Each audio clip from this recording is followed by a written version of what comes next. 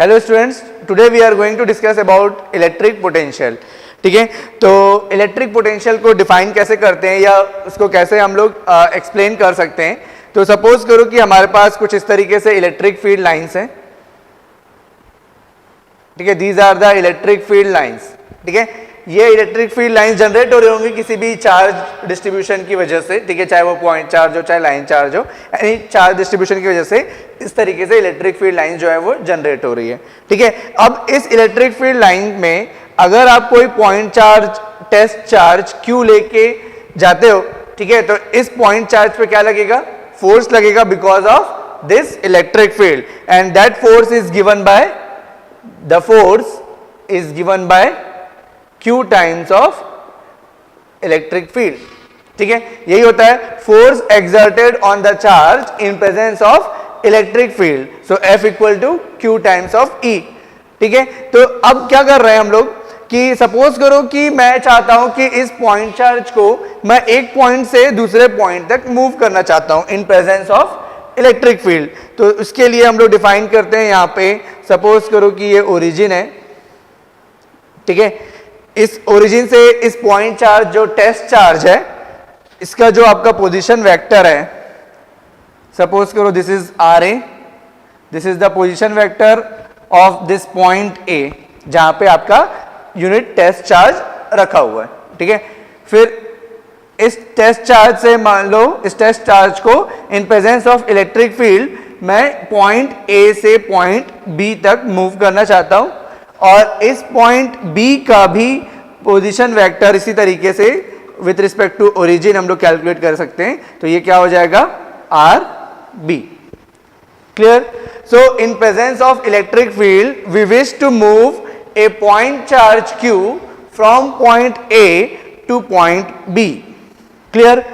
ठीक है, तो पहला चीज तो ये है कि जैसे ही आप किसी भी पॉइंट चार्ज को या टेस्ट चार्ज को इलेक्ट्रिक फील्ड में लेके आते हो, उसके ऊपर फोर्स एक्सर्ट होगा और that force is given by Q into E।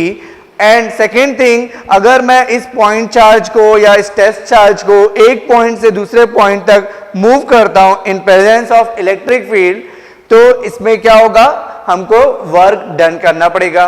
Because अगर आप इलेक्ट्रिक फील्ड के साथ मूव कर रहे हो तो आपका जो वर्क डन होगा वो that is done by the field. तो उसमें आपका वर्क डन क्या हो जाएगा? आपकी जो एनर्जी है वो सेव होगी, क्योंकि आपको इलेक्ट्रिक फील्ड जो है वो सपोर्ट कर रहा है to move the charge from A to B। But अगर आप इस पॉइंट चार्ज को जब मूव कर रहे हो, सपोज करो कि आपको एक्स्ट्रा वर्क पुट करना पड़ रहा है, that is against the field. अगर आप जाके इसको मूव कर रहे हो पॉइंट A से पॉइंट B तक, मतलब वर्क डन हमको करना पड़ रहा है, एक्सटर्नल एजेंट को करना पड़ रहा है, तो उस केस में आपका वर्क डन जो होगा वो निगेटिव होगा। क्लियर? ठीक है, तो अगर हम लोग वर्क डन कर रहे हैं, अगर हमको ये इलेक्ट्रिक फील्ड सपोर्ट कर रहा है, तो वर्क डन जो है वो पॉजिटिव होगा। अगर हम लोग फील्ड के अगेंस्ट में जाके चार्ज को एक प्लेस से दूसरे प्लेस में मूव कर रहे हैं, तो उस केस में जो वर्क डन होगा वो नेगेटिव होगा। ठीक है, तो to move the charge Q from point A to point B we have to do some work. ठीक है, so that work done is given by, suppose we are moving the charge from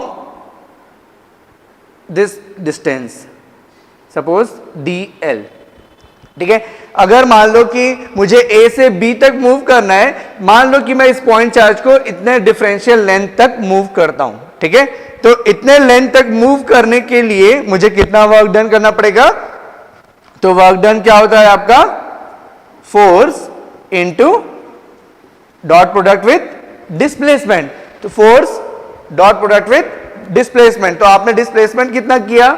DL का displacement किया, और force कितना लग रहा था इसके ऊपर? इस पॉइंट चार्ज के ऊपर कितना फोर्स लग रहा था? QE। तो ये फोर्स इनटू डिस्प्लेसमेंट जो होता है दैट इज वर्क डन। ठीक है, अब अगर ये वर्क डन जो है, अगर मैं यहां पे निगेटिव साइन पुट कर रहा हूं, ठीक है, तो इसका मतलब है कि work is done bye an external agent. ठीक है, तो यहां पे अभी हम लोग ये एज्यूम करके चल रहे हैं कि वर्क डन जो है that is done by external agent. ठीक है, तो यहां पे ये आपके पास आ गया DW जो है दैट इज माइनस F की वैल्यू कितनी है? Q times of E dot DL। ठीक है, नाउ यहां पे आपके पास डिफरेंशियल लेंथ है, देखो हमको सिर्फ हमने अभी इतने स्मॉल डिस्टेंस तक ही मूव किया है, बट व्हाट वी वांटेड, तो हम चाहते थे कि ए से बी तक कंप्लीट मूव करें, तो उसके लिए हमने क्या किया, एक डिफरेंशियल लेंथ निकाल लिया। अब मैं उसको इंटीग्रेट कर लूंगा from point A to point B, तो मुझे कंप्लीट लेंथ के लिए वर्क डन मिल जाएगा। क्लियर?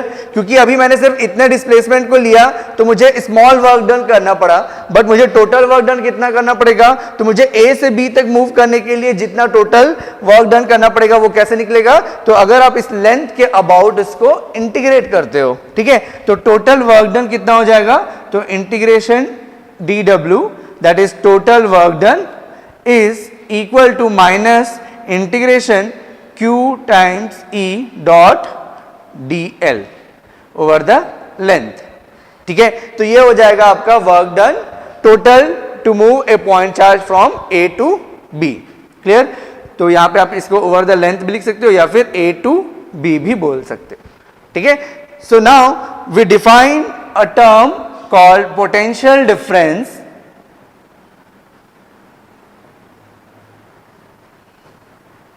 पोटेंशियल डिफरेंस क्या होता है, so the potential difference between the point A and point B is nothing but work done to move a point charge from A to B per unit charge. ठीक है, work done to move this point charge from A to B, तो work done per unit charge, ठीक है, that is nothing but work done per unit charge. ठीक है, तो जिस भी चार्ज को मूव करना है उस पे कितना चार्ज एग्जिस्ट कर रहा है वो मैटर नहीं करता है, बस आप किसी भी पॉइंट चार्ज को अगर मूव कर रहे हो वन प्लेस टू अनदर, तो उस चार्ज से अगर हम लोग डिवाइड करते हैं और उसको मूव करने के लिए जितना वर्क लग रहा है उसका रेशियो अगर हम लेंगे तो we will get potential difference. So we will get the potential difference as, अगर आप इस पॉइंट चार्ज Q को डिवाइड करोगे यहां पे, तो you will get minus integration from A to B E dot dl। ठीक है, तो that is the main formula for potential difference between two points A and B। Clear? So this is the potential difference. Now suppose we put a charge capital Q at this location. Suppose we put a point charge Q at origin, and because of this point charge this electric field is generating। ठीक है, ये जो electric field जो generate हो रहा था वो मान लो कि इस पॉइंट चार्ज जो कि ओरिजिन पे प्लेस्ड है उसकी वजह से जनरेट हो रहा था।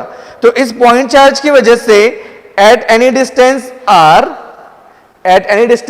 r, suppose this is the r, due to this point charge q at any distance r, the electric field intensity is given by, electric field intensity due to point charge is given by 4 pi epsilon naught r square ar cap।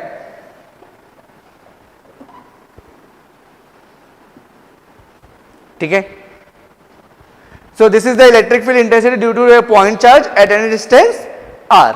now if we put this electric field, because ये जो electric field है वो generate किसकी वजह से हो रहा है, इस पॉइंट चार्ज की वजह से, तो ये इलेक्ट्रिक फील्ड कितना हो गया, so let's write this potential difference VAB now become minus integration from point A to point B, integration of Q upon 4 pi epsilon naught r square ar cap dot differential length. अब differential length क्या होगा, तो देखो यहां पे इस diagram में अगर डिफरेंशियल लेंथ को मुझे सेलेक्ट करना है, तो डिफरेंशियल लेंथ मतलब मैं A से B में जब मैं मूव कर रहा हूं तो ये क्या हो रहा है, DL जो है वो चेंज हो रहा है।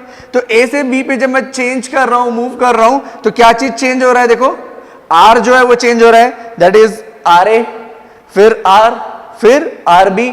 तो मैं क्या बोल सकता हूं कि यहां पे A से B मूव करने पे जो R है, जो डिस्टेंस है वो मूव चेंज हो रहा है। तो जब R जब चेंज होगा तो DL क्या बन जाएगा, DL को मैं क्या लिख सकता हूं, DR। ठीक है, डिफरेंशियल लेंथ को जब हम वेरी करा रहे हैं तो एक्चुअली डिस्टेंस R वेरी हो रहा है, so we can say DR change हो रहा है या R चेंज हो रहा है, तो that is very small length DR।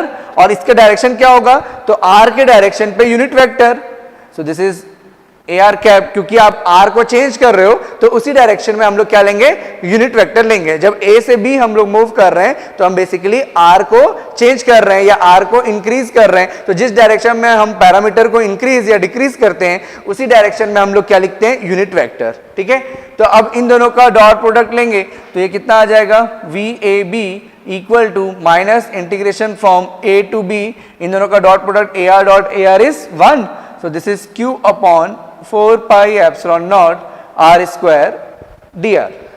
ठीक है, अब डी आर मतलब आर की लिमिट हमको आर के रिस्पेक्ट में इंटीग्रेट करना है, तो पॉइंट ए पे आर की वैल्यू कितनी है, तो पॉइंट ए पे आर की वैल्यू है आर ए के इक्वल, पॉइंट बी पे आर की वैल्यू कितनी है, तो that is equal to R B and that is Q upon 4 pi epsilon naught R square D R. So if we integrate this one, so we will get minus Q upon 4 pi epsilon naught common, 1 upon R square का integration होता है minus 1 by R and limit from R A to R B, ये minus minus आपका cancel हो जाएगा and we will get Q upon 4 pi epsilon naught 1 upon upper limit that is R B minus 1 upon lower limit that is R A. So the potential difference between 2 points V A B is minus q upon 4 pi epsilon naught 1 upon rb minus 1 upon ra।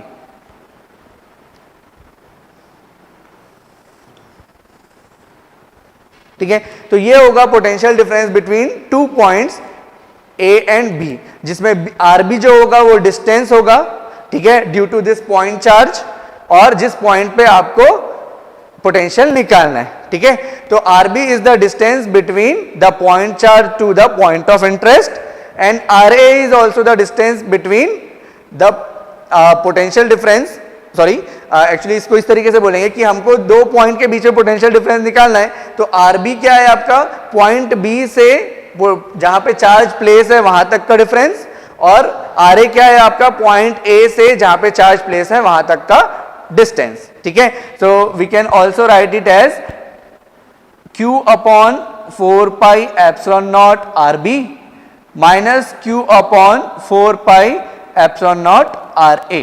ठीक है, तो यहां से हम इसको ये भी बोल सकते हैं कि that is VB minus VA।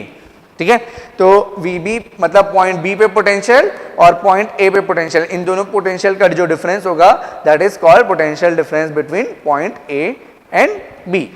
ठीक है, नाउ यहां पे हम लोग हमारे पास जो एक्सप्रेशन आया है VAB potential difference between 2 points, वो आया है Q upon 4 pi epsilon naught 1 upon RB minus 1 upon RA, जिसमें इनिशियल पॉइंट था A और फाइनल पॉइंट था B, मतलब हम लोग A से लेके B तक चार्ज को मूव कर रहे थे।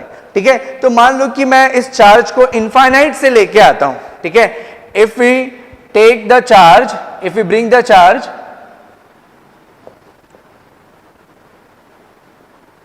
from infinity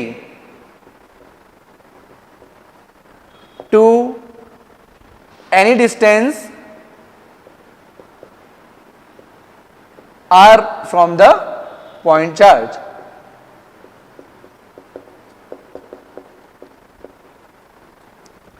ठीक है, इसका मतलब है कि if we bring the charge from infinity, मतलब our initial point is at infinity. ठीक है, इंफिनिटी से लेके आ रहे हैं, मतलब हमारा इनिशियल पॉइंट, पॉइंट ए का पोजीशन वेक्टर कितना हो जाएगा, इनफाइनाइट।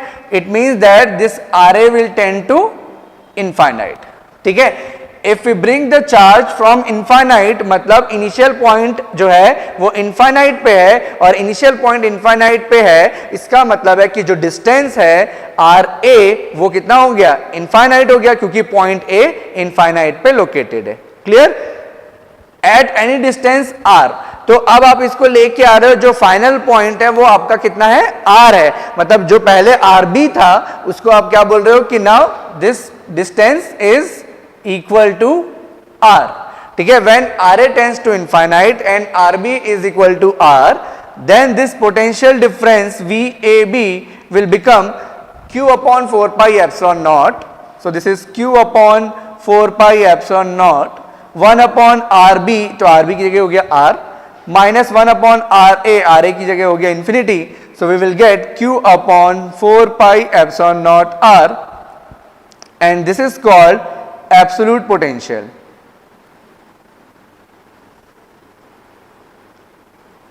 ठीक है, इसको क्या बोलते हैं? Absolute potential due to point charge, मतलब potential due to point charge, potential due to point charge located at origin is given by V equal to Q upon 4 pi epsilon naught R. ठीक है, किसी भी point charge की वजह से जो potential होगा वो कितना होता है? Q upon 4 pi epsilon naught R. That is depend on only the charge that is placed at origin and the distance between the charge and origin. ठीक है, distance between the point of interest to origin. ठीक है, are क्या है? Distance between the, ये जैसे अगर यहाँ पे पॉइंट चार्ज क्यू है तो distance between the point of interest P, अगर इस पॉइंट पी पे मुझे पोटेंशियल निकालना है because of this charge, so that is the distance between the point of interest and where the charge is located, which is origin in this case. ठीक है, now suppose करो कि ये जो पॉइंट चार्ज जिसको अभी हम लोग ओरिजिन पे लोकेटेड मान रहे हैं, वो अगर ओरिजिन की जगह किसी और पॉइंट्स पे लोकेटेड है. ठीक है, अगर मान लो कि ये जो पॉइंट चार्ज है ये Q, ये किसी और पॉइंट पे लोकेटेड है अदर देन ओरिजिन, और आपको इस पॉइंट P पे पोटेंशियल निकालना है. ठीक है, तो ये अगर किसी और पॉइंट पे लोकेटेड है, इसका मतलब है कि इसको हम लोग बोल सकते हैं कि इसका पोजीशन वेक्टर R1 होगा, क्योंकि ये ओरिजिन है इस बार. ठीक है, तो ये आपका जो चार्ज है वो ओरिजिन पे ना प्लेस होके किसी अदर पॉइंट्स पे लोकेटेड है, तो उसका कुछ ना कुछ पोजीशन वेक्टर होगा, क्योंकि उसका कुछ ना कुछ डिस्टेंस होगा विद रिस्पेक्ट टू ओरिजिन. ठीक है, और यहां पे हमको पोटेंशियल निकालना है, तो जिस पॉइंट पे पोटेंशियल निकालना है उसका भी कुछ ना कुछ क्या होगा? पोजीशन वेक्टर होगा. ठीक है, तो इस केस में पोटेंशियल कितना होगा? तो potential at point P,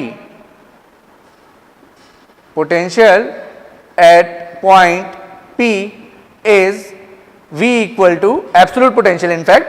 So this is equal to Q upon 4 pi epsilon naught 1 upon, अब यहां से यहां तक का जो डिस्टेंस है, यहां से यहां तक का डिस्टेंस कितना हो जाएगा? तो displacement from this point two this point, so that is nothing but final point is R minus R1, इसका मैग्नीट्यूड. क्योंकि यहां पे हमको सिर्फ डिस्टेंस निकालना है, तो डिस्टेंस निकालने के लिए हम लोग क्या करेंगे कि ये जो वेक्टर आएगा, इन दोनों के बीच का जो डिस्टेंस आएगा, डिस्प्लेसमेंट वेक्टर, उसका सिर्फ मैग्नीट्यूड लेंगे. ठीक है, तो ये आ जाएगा आपका potential at point P when the charge is located other than the origin. ठीक है, तो अभी हम लोगों ने ये जो पोटेंशियल निकाला, चाहे किसी अदर पॉइंट पे या जब हम लोग ओरिजिन पे प्लेस करके हम लोग जब पोटेंशियल निकाले, तो दोनों ही केस में हम लोगों ने ये एज्यूम किया हुआ है कि जो हमारा इनिशियल पॉइंट है जहाँ से हम लोग चार्ज को लेके इलेक्ट्रिक फील्ड के प्रेजेंस में लेके आ रहे हैं, तो वो जो हमारा इनिशियल पॉइंट था, पॉइंट A, वो क्या था? इनफाइनाइट था. ठीक है, तो अगर आपका जो इनिशियल पॉइंट है वो अदर देन इन्फिनिटी होगा, ठीक है, जब अदर देन इन्फिनिटी होगा तो जो हम लोग इंटीग्रेट कर रहे हैं, तो इंटीग्रेट करने के कारण हमारे पास क्या प्रेजेंट होना चाहिए? कांस्टेंट ऑफ इंटीग्रेशन भी प्रेजेंट होना चाहिए. ठीक है, तो when the initial point is other than infinite,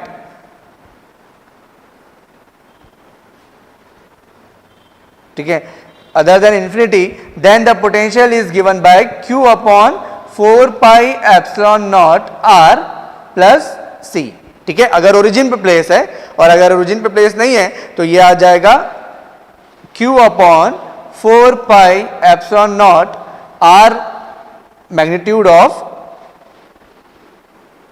R minus R1 plus C. ठीक है, मतलब इसके साथ कांस्टेंट जुड़ जाएगा और इसके साथ भी कांस्टेंट ऐड हो जाएगा. ठीक है, तो अगर आपका initial point other than infinity है, तो उस कांस्टेंट ऑफ इंटीग्रेशन को निकालने के लिए स्टार्टिंग पॉइंट पे आपको पोटेंशियल गिवन रहेगा. Clear? Now coming back to this formula, तो ये जो पोटेंशियल डिफरेंस हम लोग निकाले थे, ठीक है, तो यहाँ पे कुछ पॉइंट आप यहाँ पे नोट कर सकते हो. लाइक फर्स्ट पॉइंट, अगर मान लो कि VAB जो निगेटिव ही आ गया, ठीक है, अगर आपने इसको कैलकुलेट किया और VAB नेगेटिव आ गया, मतलब पोटेंशियल डिफरेंस नेगेटिव आ गया, तो देखो हम लोगों ने क्या एज्यूम किया, ये नेगेटिव साइन क्यों आया था? तो नेगेटिव साइन हम लोगों ने एज्यूम किया था because we are assuming that कि हम लोग जो चार्ज को मूव कर रहे हैं, सो that work is done bye an external agent. ठीक है, जब हम लोग चार्ज को मूव कर रहे थे वन प्लेस टू अनदर, तो एक्सटर्नल एजेंट जो है वो वर्क डन कर रहा था। ठीक है, तो जब वो वर्क डन कर रहा था तो इसीलिए ये चार्ज नेगेटिव था, बट उसके बाद इसके ऑपोजिट आपको रिजल्ट मिल रहा है, इसका मतलब है कि work is done by the field. ठीक है, तो when VAB is negative, work is done by field, work is done by the field.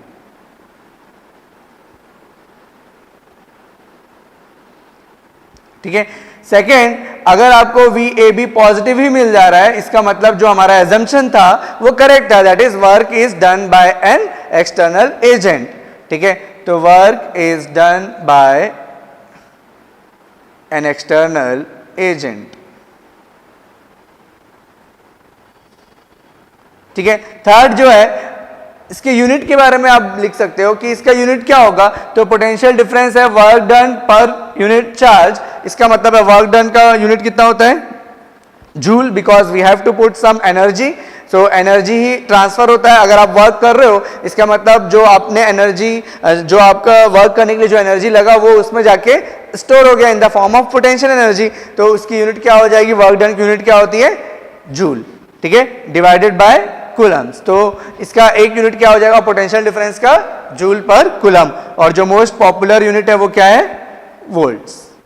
ठीक है, तो इस तरीके से हम लोग कुछ पॉइंट जो है वो इसमें नोट कर सकते हैं। ठीक है, और it is also matters that कि आपका ये जो पाथ है वो उस पर डिपेंड नहीं करता है। ठीक है, तो it is independent of path.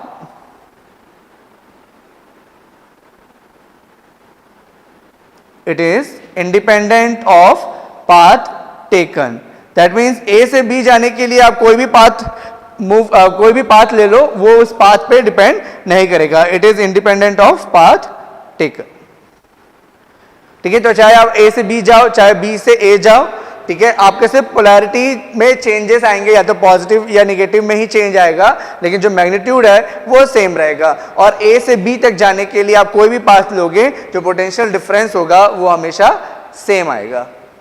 ठीक है, now we can also see that suppose we are moving from A to B। ठीक है, तो VAB कितना लिखे थे हम लोग, तो अगर VAB के बारे में लिखते हैं,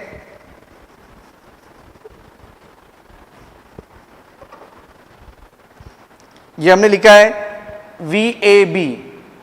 ठीक है, VAB को हम लोग लिखे हैं minus A to B E dot DL। ठीक है, अब इस राइट हैंड साइड को सपोज मैं चेंज करता हूं। ठीक है, माइनस साइन को अगर मैं यूज कर लूं तो माइनस साइन के कारण मैं इसको क्या लिख सकता हूं, या फिर इस माइनस साइन को अगर मान लो मैं इस तरफ लेके जाता हूं तो ये क्या हो गया, माइनस VAB। ठीक है, और ये एज इट इज है A to B E dot DL। ठीक, नाउ अगर मान लो मैं यहां पे माइनस इस राइट हैंड साइड को according to our convention potential difference के फॉर्म में लिखना चाहता हूं। ठीक है, देखो यहां पे माइनस साइन था, तो ये माइनस साइन ये इंडिकेट कर रहा था कि work is done by external agent. अब इस माइनस साइन को मैंने यहां से रिमूव करके लेफ्ट हैंड साइड पे ले गया, तो अब ये राइट हैंड साइड पे क्या लग रहा है कि work is done by the field, but it is not the case, we have consider that कि work is done by external agent. तो अगर एक्सटर्नल एजेंट ही वर्क कर रहा है तो इसके लिए मेरे को यहाँ पे माइनस साइन चाहिए, और यहाँ पे माइनस साइन लाने के लिए इंटीग्रेशन की लिमिट को हम चेंज कर सकते हैं। तो B से A अगर मैं करता हूं तो ये E डॉट DL बन जाएगा। ठीक है, तो अब ये क्या बन गया, अभी भी ये क्या बन गया, पोटेंशियल डिफरेंस बन गया, बट ये पोटेंशियल डिफरेंस किसके बीच में है, जब आप किसी चार्ज को B से A तक मूव कर रहे हो। इसका मतलब है कि we can write VAB equal to, ये क्या हो गया, VBA। ठीक है, ये क्या हो गया, potential difference between B to A, क्योंकि we are moving from point B to A, और यहां पे माइनस साइन भी है। तो जिस तरीके से VAB को मैं बोल रहा था कि माइनस साइन A से B तक मूव कर रहे हैं, उसी तरीके से जब मैं BA बोलूंगा तो यहां पे VBA हो जाएगा, तो ये VBA हो गया। इट मींस दैट कि ये VAB प्लस VBA क्या हो गया, 0 हो गया। ठीक है, तो A से B और B से A पे जाने पे हमारा जो पोटेंशियल डिफरेंस है वो क्या हो गया, 0 हो गया। तो इसका मतलब है कि मैं इसको क्या लिख सकता हूं, इंटीग्रेशन फ्रॉम VAB को क्या लिखते हैं, minus of A to B E dot DL minus B to A E dot DL equal to 0। ठीक है, अब इस टर्म को हम लोग क्या लिख सकते हैं, तो यहां पे इसका मतलब है कि A से B गए और B से A में वापस आ गया, तो ये जो क्लोज पाथ बन गया उस क्लोज पाथ में वर्क डन क्या हो गया, 0 हो गया। इसका मतलब है कि we can write integration over the close path E dot DL equal to 0 होगा। ठीक है, A से B और B से A जाने पे क्या बन रहा है, एक क्लोज पाथ बन रहा है और माइनस साइन आपका यहां पे कॉमन निकल जाएगा और 0 हो जाएगा। तो यहां पे क्या आ गया, integration over the close path E dot L equal to 0। ठीक है, over the close loop. So this is called Maxwell's second equation.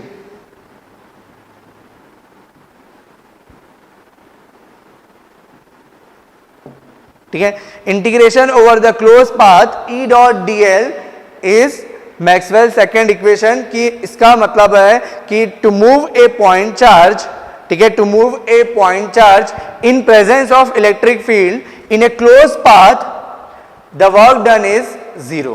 ठीक है, the net work done to move a point charge from point A to point B and B to A in presence of electric field is 0। So ये आपका आ गया Maxwell second equation. अब आपके पास है Maxwell second equation में यहां पे हम लोग देख रहे हैं कि ये जो लेफ्ट हैंड साइड पे है वो आपका एक क्या शो कर रहा है, क्लोज लूप शो कर रहा है। और circulation around the close loop क्या होता है, आप याद करिए, इसमें एक आपका थ्योरम अप्लाई हो सकता है, circulation around the close loop क्या होता है, circulation around the close loop of any vector is equal to surface integration of curl of that vector. ठीक है, ये कौन सा थ्योरम होता है, so that is called Stokes theorem. So according to the Stokes theorem, ठीक है, circulation of any vector around the close loop suppose A dot DL is equal to surface integration of curl of that vector। ठीक है, this is the Stokes theorem। So if we apply the Stokes theorem in Maxwell's this equation, second equation, so we will get here the vector is A और यहां पे हमारा vector क्या है, E है। तो ये क्या बन जाएगा, integration, surface integration curl of this vector E dot ds equal to 0, or we can also write it as curl of E is equal to 0। ठीक है, so this is called Maxwell's second equation in differential form।